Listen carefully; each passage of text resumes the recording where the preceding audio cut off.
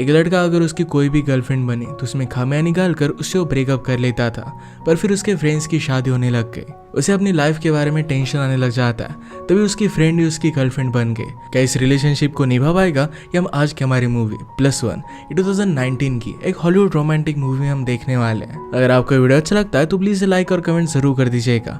बिना किसी देरी के एक्सप्लेनेशन स्टार्ट करते हैं। मूवी स्टार्ट होती है और अलग अलग वेडिंग में लोग जो स्पीच देते हैं वो हम देख सकते हैं। ऐसे एक स्पीच के लिए हमारा मेन कैरेक्टर बेन रेडी हो रहा था। एक्चुअली उसके बेस्ट फ्रेंड की आज शादी थी। इस स्पीच को सुनने के लिए उसकी फ्रेंड एलिस उसे हेल्प कर रही थी। बेन अपने फ्रेंड और उसकी बचपन की स्टोरी सुनाने वाला था कि किस तरीके से हर एक चीज वो साथ में करते थे, किस तरीके से आज उसके फ्रेंड की शादी होने के बाद उससे दूर चला जाएगा। ये सब सुनने के बाद एलिस ने उसे कहा कि लोग इससे बोर हो जाएंगे, तुम वेडिंग में बेस्ट मैन हो तो तुम्हारी स्पीच फनी होनी चाहिए, लोग इसे याद रखेंगे। बेन को तो पहले सही नहीं लगता, पर स्पीच के वक्त उसने फनी सी स्पीच दी। सब लोगों को ये बहुत पसंद आई। एलिस उसका मजाक उड़ाती है कि तुमने मेरी स्पीच चुरा ली थी। एलिस आज बहुत ज्यादा ड्रंक हो जाती है क्योंकि अभी अभी उसके बॉयफ्रेंड नेट ने उसके साथ ब्रेकअप किया था। ब्राइड को उसके ब्रेकअप के बारे में पता था और वो भी इसके बारे में उसे बात कर रही थी। नेट इस मैरिज में उसके कॉलेज की फ्रेंड से मिलने के लिए एक्साइटेड था। जब वो कॉलेज में थे तो उनकी बात कुछ आगे बढ़ने वाली थी, तब कुछ भी हुआ नहीं था। वो आज जब उसे मिलता है तो दोनों बहुत ही अच्छे से बातें करते हैं। एलिस बहुत ड्रंक थी तो उनके बीच में आकर उन्हें डिस्टर्ब करने की कोशिश करती है, पर बेन उस पर ध्यान नहीं देता। एक स्लो म्यूजिक चला तो बेन और जे से दोनों डांस करने लगते हैं। इसके बाद वो दोनों बाहर आए। जेस वहां से जा रही थी तो बेन उसे बाहर तक छोड़ने के लिए आता है। उन दोनों को एक दूसरे के साथ टाइम स्पेंड कर बहुत अच्छा लगा था। बेन बात करने लग गया किस तरीके से सिंगल लोगों को शादी में अलग टेबल दिया जाता है। जेस ने कहा कि तुम तो बहुत हैंडसम हो, जल्दी तुम्हें कोई ना कोई तो मिल ही जाएगी। बेन को ये जेस की तरफ से सिग्नल लगा और उसे किस करने के लिए आगे बढ़ा। जेस उसे झटक देती है, कहती कि अभी अभी मैं एंगेज हो चुकी हूँ। बेन ने उसकी रिंग देखी नहीं थी। ये बहुत ही ज्यादा ऑकवर्ड हो जाता है तो बेन वहां से चला गया। वो अपने होटल रूम में वापस आ गया। एलिस ने पहले उसका की कार्ड चुरा लिया था तो उसी के पास वो बैठी हुई थी। बहन की बात नहीं बनी और एलिस भी रोने लग जाती है। कहती कि सब लोगों को अभी के अभी क्यों मैरिज करना है, कहती कि सब लोगों को अभी के अभी क्यों मैरिज करना है। ब्रेकअप की वजह से उसे बहुत ज्यादा बुरा लग रहा था। इस साल में उसे और 4 वेडिंग्स करने थे, बहन को और 5 वेडिंग्स करने थे। सिंगल होकर वेडिंग में जाना उनके लिए बहुत ही ज्यादा हार्ड था। वो बेन से पूछती है कि क्या नेक्स्ट वेडिंग में तुम मेरे साथ चलोगे। बेन इसके लिए मना करता है। एलिस ने उससे कहा कि वहां पर बहुत सारी सिंगल लड़कियां हो सकती है, तुम्हारी बात बन जाएगी। इस बात की वजह से बेन उसके साथ आने के लिए रेडी हो जाता है। अगले दिन बेन ने एलिस को घर पर छोड़ दिया। वो कांच पर सोई हुई थी तो कांच को नीचे कर उसे उठा देता है। घर जाने के बाद अपने अपने रूटीन में वो लग जाते हैं, खुद का खाना बनाते हैं, अकेले रहते हैं। रात में टीवी शो देखते देखते सो जाते हैं। बेन अपने फ्रेंड को कॉल कर हैंग आउट करने के लिए बुलाता है। फ्रेंड कहता है कि अब मैं रिलेशनशिप में हूँ तो इसके साथ वो हैंग आउट नहीं कर सकता। वो फिर अपने फादर को कॉल लगाता है और कल वो गोल्फ खेलने के लिए जाने वाले थे। वो जब फादर के घर पर गया तो वहां पर उनकी गर्लफ्रेंड थी।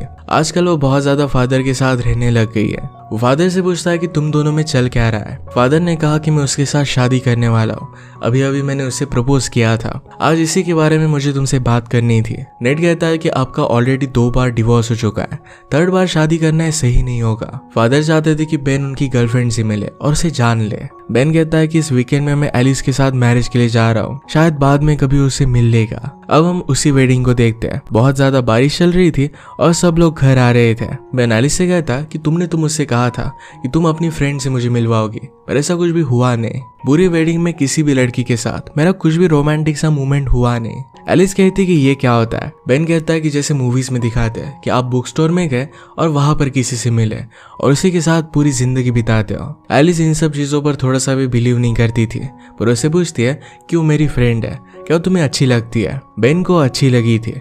एलिस ने डायरेक्टली अपनी फ्रेंड पर उसे पुश कर दिया। उसका मजाक लेती है कि तुम दोनों में मुझे कनेक्शन फील हो रहा है। होटल में आने के बाद एलिस ने बेन से कहा कि हम ये चीज कंटिन्यू कर सकते हैं, हम दोनों साथ में वेडिंग्स में जाएंगे ताकि हमें अकेला फील ना हो। बेन पहले ही वेडिंग्स को हेट करता था तो आइडिया उसे अच्छा नहीं लगता। उनके रूम में उन्हें एक ही बेड मिला था तो बेन कहता है कि ये भी चीज मैं हेट करता हूँ। अगर इतने सारे वेडिंग्स में हम जाएंगे तो एक ही बेड पर हम नहीं सो सकते। सोते वक्त वो बेन के साथ कडल करना चाहती थी। बेन कहता है कि अगर मैं तुमसे अट्रैक्टेड हो गया तो प्रॉब्लम हो जाएगी, और अगर मैं तुमसे अट्रैक्टेड फील नहीं करता तुम्हें और भी ज्यादा बुरा लगेगा। एलिस कहती कि हर एक चीज को तुम इतना सोचते क्यों हो। वही फिर उसे हक कर लेती है। इसके बाद हम देखते हैं कि बेन ने एलिस का प्रपोजल मान लिया था। वो दोनों मिलकर अलग अलग वेडिंग्स में जाने वाले थे। नेक्स्ट वेडिंग में वो पहुंच जाते हैं। बेन ने ऐसा होटल रूम लिया जहां पर 2 बेड्स हो। नेक्स्ट सीन में एलिस पूल के पास बैठी हुई थी और बेन स्विमिंग पूल में था। एक छोटा लड़का बेन के साथ खेलने लग जाता है। एलिस उस लड़के की मदर से बात करने लगे। उस मदर को लगता है कि एलिस बेन को डेट कर रही है। एलिस ने कहा कि मैं सिर्फ उसके साथ वेडिंग पर आई हूँ, वो मेरा बॉयफ्रेंड नहीं है। वहाँ पर उस मदर की फ्रेंड थी जो बेन में इंटरेस्टेड थी। उस लड़की को बेन अच्छा लगता है। वेडिंग जब चल रही थी तो एलिस को वॉशरूम जाना था। जाते जाते वो बेन को उस लड़की से इंट्रोड्यूस कर जाती है। रात में सब लोग वेडिंग का सेलिब्रेशन करते हैं। एलिस को एक लड़का पसंद आता है और उसके साथ वो फ्लर्ट करने लग गई। पैरेलल में बेन और वो लड़की भी बात कर रहे थे। वो एक दूसरे को लाइक करने लग गए तो बेन उसे किस करता है। अगली सुबह एलिस ने बेन को उस लड़की के बारे में पूछा। बेन ने कहा कि वो ठीक ठाक थी। एलिस कहती कि शायद उसमें भी तुमने कुछ प्रॉब्लम्स निकाल ली। बेन कहता है कि उसके साथ लॉन्ग टर्म रिलेशनशिप में इमेजिन नहीं कर पा रहा। एलिस उसे कहती कि तुम उसे उतना ज्यादा अच्छे जानते नहीं तो उसके बारे में कह नहीं सकते। बेन कहता है कि मैं सिर्फ एक राइट पर्सन को ढूंढना चाहता हूँ। एलिस को यह बात बहुत ज्यादा स्टूपिड लगती थी। बेन कहता है कि तुम भी तो अब भी नेट के बारे में बात करती रहती हो, उसी के बारे में सोचकर रोती रहती हो। इस बात का बेन ने भी बहुत मजाक उड़ाया। इसके बाद हम और एक वेडिंग देखते हैं। जिस तरीके से लोग वेडिंग में बिहेव करते हैं इस बात का दोनों बहुत मजाक उड़ा रहे थे। रात में डांस करते वक्त एलिस बेन के लिए लड़कियां ढूंढ रही थी। बेन उसे कहता है कि लास्ट टाइम की तरह फिर से मुझे उस पर पुश मत कर देना। वेडिंग में बेन के फादर भी अपनी गर्लफ्रेंड के साथ यहाँ पर आए हुए थे। एलिस से पूछते कि तुम दोनों मिले कैसे थे। एलिस कहती कि हम दोनों कॉलेज में रूममेट थे।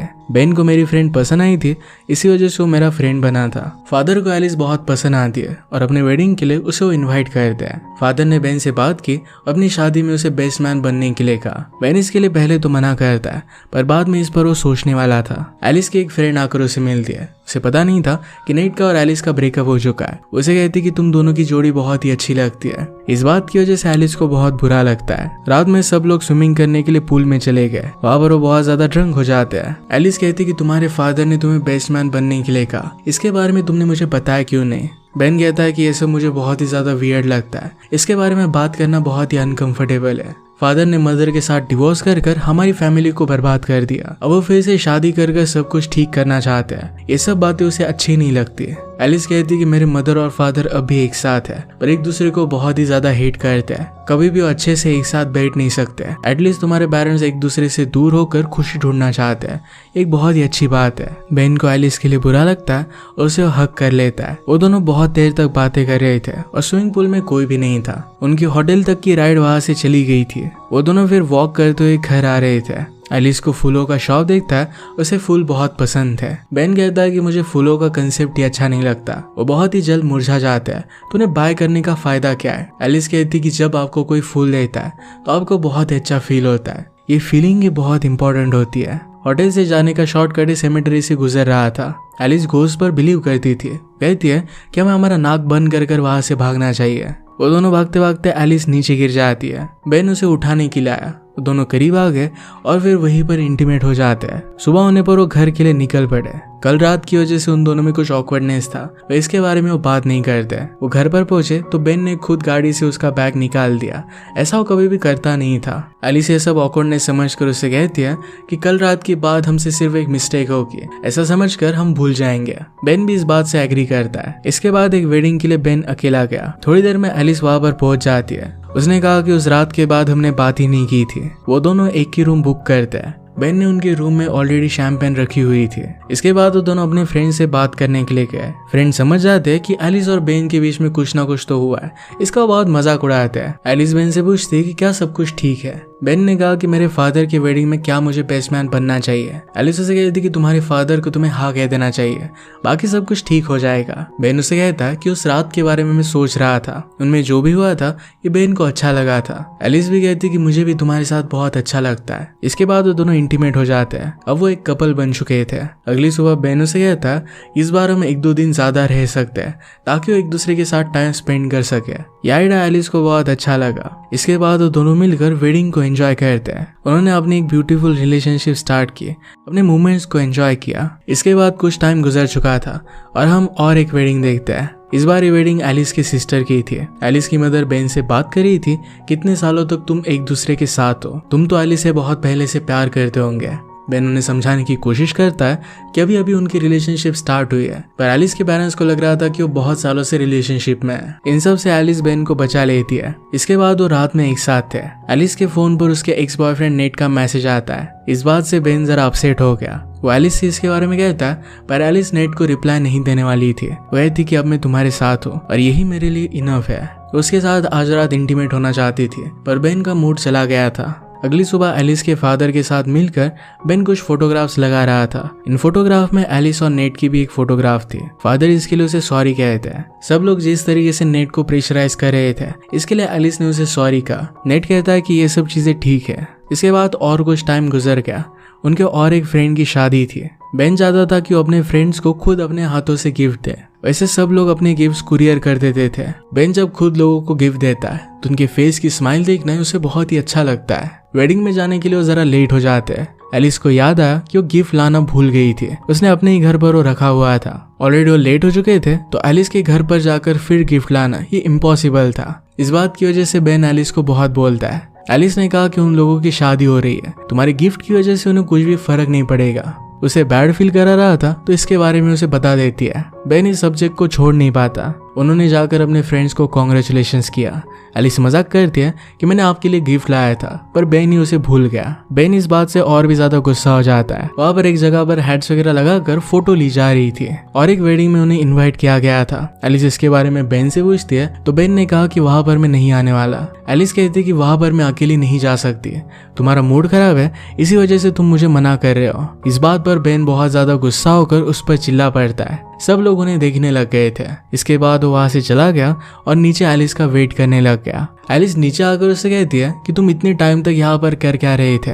बेन कहता है कि कुछ चीजों को लेकर मैं सोच रहा था। एलिस इसके बारे में उसे पूछती है, पर बेन बता नहीं रहा था। उसके प्रेशराइज करने पर बेन ने कहा कि मैं हमारे बारे में सोच रहा था। हम दोनों एक दूसरे के बहुत ही अच्छे फ्रेंड्स थे और अचानक से रिलेशनशिप में आ गए। ये उसे बहुत ही फास्ट लग रहा था। एलिस कहती कि ये सब चीजें मेरे लिए भी अलग थी, पर स्लोली मुझे तुम्हारी आदत हो गई। बेन कहता है कि मुझे हमारे बारे में कुछ डाउट्स हो रहे थे। एलिस ये बात समझ सकती थी, पर बेन ने कहा कि जब मैं कुछ अलग कपल्स को देखता हूँ तो हमारी तरह झगड़ते नहीं, उन लोगों में बहुत प्यार होता है, वैसे हम दोनों नहीं है। एलिस कहती कि मैं तो तुमसे बहुत प्यार करती हूँ। बेन उसे आई लव यू नहीं कह पाता। एलिस ने उसे कहा कि मैं तुमसे अभी के अभी कुछ भी एक्सपेक्ट नहीं कर रही, तुम्हें क्या चाहिए इसके बारे में मुझे बताना चाहिए। बेन कहता है कि तुम्हारे एक्स बॉयफ्रेंड की तरह मैं तुम्हें हर्ट नहीं करना चाहता। अगर हमारी रिलेशनशिप आगे नहीं बढ़ सकती तो हमें यहीं पर उसे एंड कर देना चाहिए। एलिस को इस बात से बहुत ज्यादा बुरा लगा था और वहां से चली जाती है। इसके बाद वो दोनों एक दूसरे से नहीं मिलते। बेन दूसरे मैरिजेस में अकेला ही जाता है। एक शादी में वो बहुत ही ज्यादा ड्रंक हो गया और उस लड़कियों के साथ फ्लर्ट करने की कोशिश करता है, पर बहुत ही अजीब लग रहा था। ये शादी उसके फ्रेंड की थी तो उसे बाहर लेकर जाता है। फ्रेंड ने कहा कि तुम बहुत अजीब लग रहे हो, तुम एलिस के साथ थे तो उसका क्या हुआ। बेन ने कहा कि जिस तरीके से तुम अपनी वाइफ से प्यार करते हो मैं उस तरीके से उसे प्यार नहीं कर सकता था, इसी वजह से हमने ब्रेकअप कर लिया। उसका फ्रेंड उसे कहता है कि तुम ये सब समझ कैसे सकते हो कि मेरे और मेरी वाइफ की रिलेशनशिप एकदम परफेक्ट है। क्या तुम हमेशा हमारे घर में कैमरेज लगा कर रखते हो? हर एक रिलेशनशिप में बहुत सारे प्रॉब्लम्स होते हैं, एक परफेक्ट प्यार कभी भी तुम्हें मिलता नहीं। बेन कहता है कि फिर शादी वगैरह करने का पॉइंट ही क्या रहता है। उसके फ्रेंड ने उसे कहा किसी से आई लव यू कहना है बहुत ही अच्छा लगता है, जब वो पर्सन फिर से तुम्हें आई लव यू कहता है तो ये फीलिंग बहुत ही अच्छी होती है। ये शादी वगैरह ये सब इवेंट्स बहुत ही अच्छे लगते हैं, इसके बिना जिंदगी वर्थ इट नहीं है। तुम हमेशा अलग अलग ऑप्शन चूज करते रहते हो। आइसक्रीम शॉप में जाकर तुम्हें हर एक फ्लेवर को चूज करना है जो सही नहीं होता, वैसे पर्सन को कोई भी लाइक नहीं करता। इस बात पर बेन ने बहुत सोचा। वो रियलाइज करता है कि एलिस के साथ उसकी रिलेशनशिप बहुत अच्छी थी। नेक्स्ट वेडिंग में उसके लिए फ्लावर्स बाय करता है। जब एलिस वहां पर आई तो अपने एक्स बॉयफ्रेंड के साथ वहां पर आई थी। एलिस ने पूछा कि फ्लावर्स किसके लिए है। बेन ऑकवर्ड हो जाता है और किसी और को फ्लावर्स दे देता है। बाद में अकेले में उसने एलिस से बात की। उसे कहता है कि वो फ्लावर्स तुम्हारे लिए थे। एलिस कहती कि अब मैं तुम्हारी स्पीच हैंडल नहीं कर सकती। बेन ने कहा कि मैं तुमसे ज्यादा कुछ कहना नहीं चाहता, पर तुम सही थी, मैंने तुम्हारे साथ बहुत गलत किया। मैं तुम्हारे बिना भी वेडिंग्स में गया था और वहां पर मुझे बहुत ज्यादा बोर हुआ। एलिस कहती कि तुम सिर्फ अकेला महसूस कर रहे थे। बेन कहता है कि ऐसा नहीं है, जब तुम मेरे साथ होती हो तो हम दोनों मिलकर लोगों का मजाक उड़ाते हैं, एक दूसरे की कंपनी एंजॉय करते हैं। मैंने जिस तरीके से तुम्हें हर्ट किया ये तुम कभी भी डिजर्व नहीं करती थी। उसे आई लव यू कहता है। एलिस का एक्स बॉयफ्रेंड वहां पर आ गया तो उसे बेन से दूर लेकर गया। इसके बाद जब बेन घर पर आ रहा था तो उसे उसके फादर का कॉल आता है। फादर अपने बैचलर पार्टी में ड्रंक हो गए थे। बेन ने सब लोगों को घर छोड़ दिया। फादर कहते कि तुम हमेशा से बेस्ट हो, तुम्हें मेरा बेस्ट मैन बनना चाहिए। बेन फादर से कहता कि आपने मदर के साथ डिवोर्स लिया, उसके बाद मैं रिलेशनशिप्स पर बिलीव नहीं कर पाया। मैं हमेशा एक परफेक्ट पार्टनर ढूंढता रहा और फाइनली मैं अकेला पड़ गया और आपकी शादी हो रही है। फादर कहते कि जब तक मैं जिंदा हूँ तब तक तुम अकेले नहीं पढ़ सकते। बेन को ये बात बहुत अच्छी लगी और अपने फादर की वेडिंग में बेस्ट मैन बनना मान जाता है। उसने वेडिंग में स्पीच दी कि जब आप परफेक्ट को ढूंढने के लिए निकलते हो तो आपके हाथ में कुछ भी नहीं लगता। अगर आप किसी को पसंद करते हो और उनके साथ टाइम स्पेंड करना आपको अच्छा लगता है तो उन्हें अपने पास ही रखना चाहिए। ये जब वो स्पीच रेडी कर रहा था तो उसके पास एलिस भी थी। इसके बाद हम फ्लैशबैक में देखते हैं कि उस रात जब वो घर पर आया तो एलिस उसका वेट कर रही थी। वो भी बहन से दूर नहीं रह सकती थी। वो दोनों एक दूसरे को किस करते, उसने भी उसे माफ कर दिया था। अब फाइनली वो साथ में एक दूसरे के साथ वेडिंग एंजॉय करते हैं। इसी के साथ ही मूवी एंड हो जाती है। अगर आपको इस मूवी का मैसेज और एक्सप्लेनेशन अच्छा लगा तो प्लीज से लाइक और कमेंट जरूर कर दीजिएगा। बहुत सारे मूवीज लेकर आते रहता हूँ तो प्लीज चैनल को सब्सक्राइब कर दीजिए और बेल नोटिफिकेशन आइकन दबाना मत भूलिएगा। फिर से मिलेंगे और एक नए मूवी के साथ, तब तक के लिए थैंक यू और आप अपने आप का ख्याल रखिए।